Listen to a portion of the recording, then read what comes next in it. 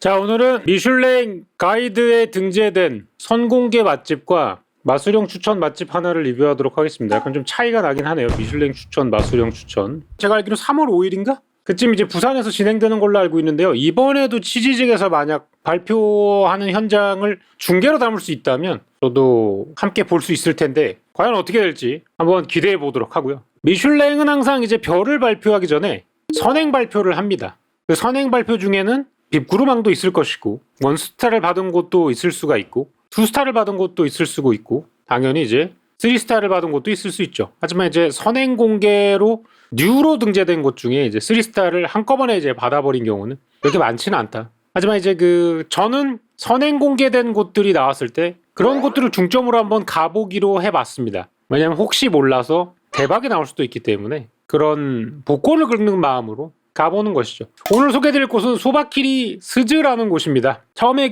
선공개가 됐을 때 아니 왜 소바집이 있네? 라고 호기심에 클릭을 해 보았는데요. 실제로 이제 어떻게 될지는 모르겠지만 궁금했습니다. 최근에 라면을 많이 먹어본 입장에서 소바가 미슐랭 가이드에 올라온다? 어떤 곳일까? 소바키리 스즈. 소바의 매력은 국내산 메뉴를 통해 일본의 대중요리를 선보이고 싶다는 목표를 만들어주었다. 일본에서 활동 이후 신당동의 고정학화 동네에서 그의 목표를 향하고 있다.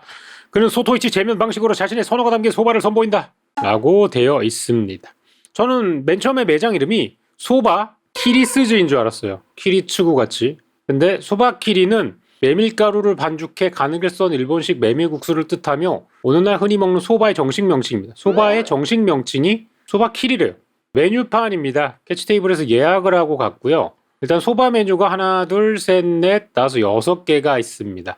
저희가 시킨 거는 자루소바와 그 다음에 규스지 붓카케 소바 그리고 카모지루 소바를 시켰습니다. 메뉴로는 후토마키를 반주를 시켜봤고요. 궁금해서. 그 다음에 튀김을 어떻게 하는지 궁금해서 템뿌라 모리아와세 템뿌라 모듬이라는 뜻이죠. 그리고 카모로스를 시켜보고 싶었는데 오늘은 품절이라고 하셨고요. 교토식 청어조림을 시켰습니다. 이게 일본에는 따뜻한 소바집에서 주로 이 청어조림을 위에 얹어가지고 내놓는 온소바 스타일이 되게 많거든요.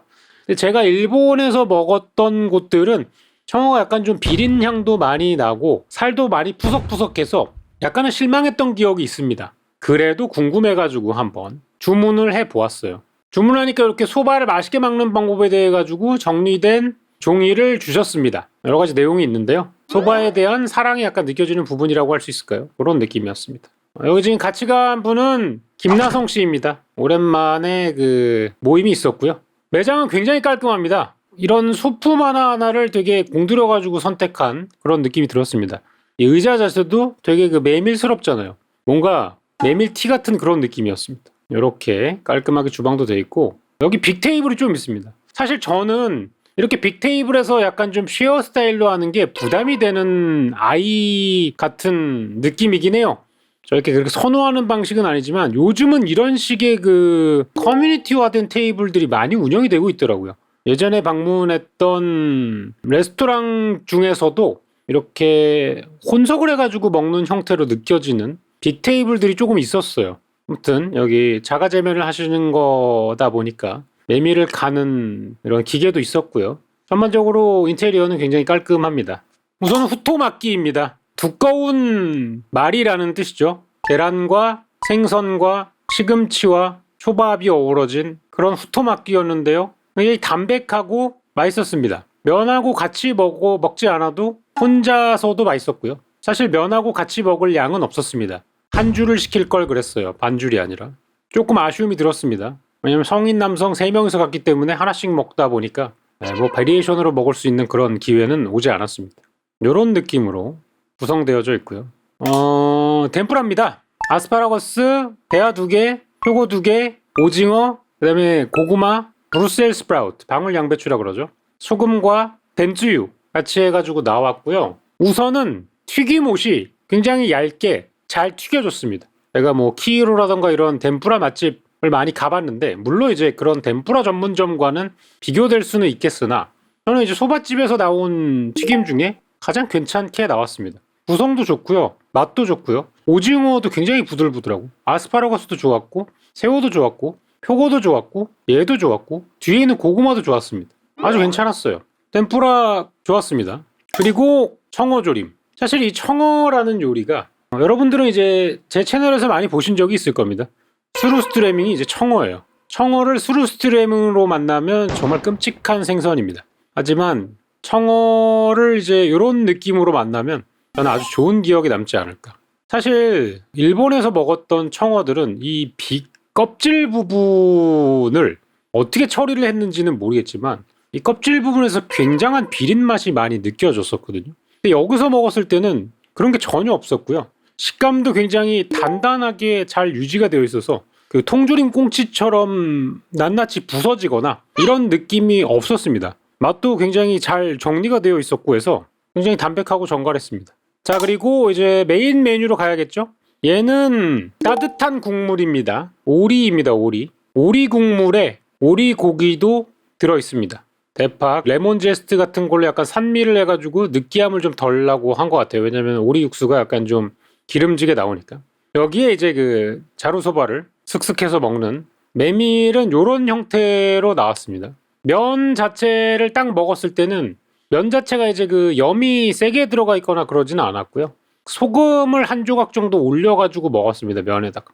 쫀득한 느낌보다는 확실히 이제 메밀면이다 보니까 조금 단단하면서 씹었을 때 끊어지는 느낌이 좋았고요.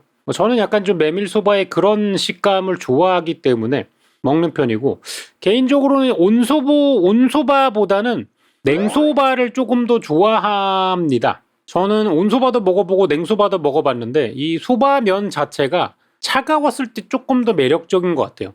이게 그 뜨거운 국물에 들어가면은 약간 본인의 캐릭터를 많이 잃는다고 해야 되나? 약간 어울리지 않는 옷을 입는 그런 느낌? 저한테는 그게 이질감이 많이 심했기 때문에 온소바는 잘 안 먹는 편입니다. 그 일본의 소바 명인이 하시는 곳에 갔을 때도 온소바, 냉소바를 다 먹어봤는데 저는 확실히 냉소바가 좀 취향인 것 같더라고요. 그리고 이제 저는 또 특이한 메뉴를 시키는 거를 좋아해가지고요. 그 규수지, 소고기의 조림입니다. 지방이나 이런 부분도 포함되어 있는 거죠. 힘줄이나 이런 부분. 면 위에다가 부어주는 겁니다. 이 규수지 자체는 따뜻하게 나옵니다. 뭐 미지근하고 이런 것도 아니고요. 이 소고기 조림은 굉장히 따끈따끈하게 나오는데 말 그대로 이거를 붓하게 한 거예요. 여기다 이렇게 부은 겁니다. 밑에 쯔유는 냉쯔유예요. 면도 냉입니다. 그래가지고 차가운 것과 따뜻한 게 합쳐진 상황이에요. 이 온도감이 교체하는 게 저는 아주 만족스러웠습니다. 이 뭔가 이 단단하고 차가운 면과 짭조름한 사이와 이 규수지에서 나오는 야들야들하고 쫄깃쫄깃한 식감이 겹쳐지면서 뭔가 밸런스가 좋았습니다. 맛의 어우러짐 이런 것도 사실은 조금 헤비하긴 했어요. 저는 여기에다가 와사비를 조금 넣어가지고 먹으면 더 좋겠다 라고 생각했는데 다행스럽게도 이제 자루소바를 시킨 나성씨의 와사비가 조금 남아있어가지고 그것과 함께 섞어 먹으니까 아주 잘 어우러졌습니다. 이렇게 해서 메인 요리까지 야금야금 먹어보았어요. 전반적으로 소바 종류도 나름 다양합니다. 냉소바와 온소바 종류도 있어가지고 6가지 종류를 드실 수 있고요.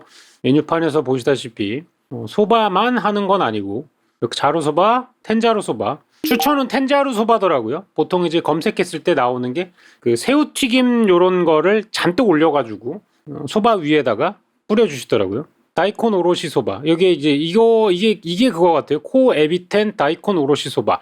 새우 덴뿌라와 가른 무를 곁들인 북하게 소바. 이렇게 해서 아까 저는 이제 규수지 소 조림이 있었지만 요거는 새우 튀김을 잔뜩 이렇게 풍성하게 올린 상태에서 가른 무랑 나오는 게 사진에 많이 찍혀 올라오더라고요. 그다음 니신토로로 소바는 이거는 일본 현지에서도 판매하고 있는 그런 녀석인데 요거는 좀 취향을 많이 탄다고 볼 수 있죠. 마즙, 끈적끈적한 마즙도 같이 나오기 때문에. 그래서 이렇게 소바와 면 추가를 할 수 있고요. 계절 메뉴에 아즈모리 타마고 소바라는 게 있더라고요. 약간 간장 계란밥 같은 느낌인가? 라는 생각이 들어가지고 시키진 않았는데 요거는 예전에 그 정우영 셰프님 매장에서 먹어본 기억도 있고 그래가지고 따로 하진 않았습니다. 그래서 소바 의외에도 다양한 일품 요리와 곁들임, 술을 판매하고 있는 소바 다이닝 소바키리 스즈였고요. 2026년 미슐랭이 등재가 되었는데 궁금하신 분들은 방문하시면 좋을 것 같습니다. 신당동에 위치하고 있어요.